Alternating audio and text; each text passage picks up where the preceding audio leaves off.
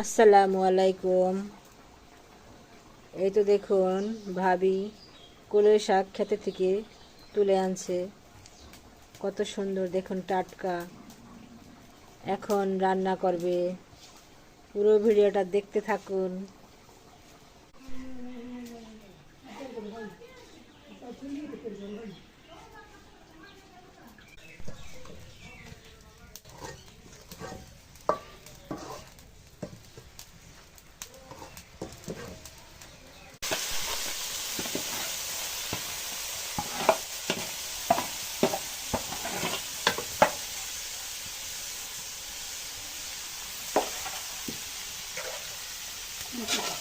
নাড়া দেন, ফোড়ন দিয়ে নাড়া দেন।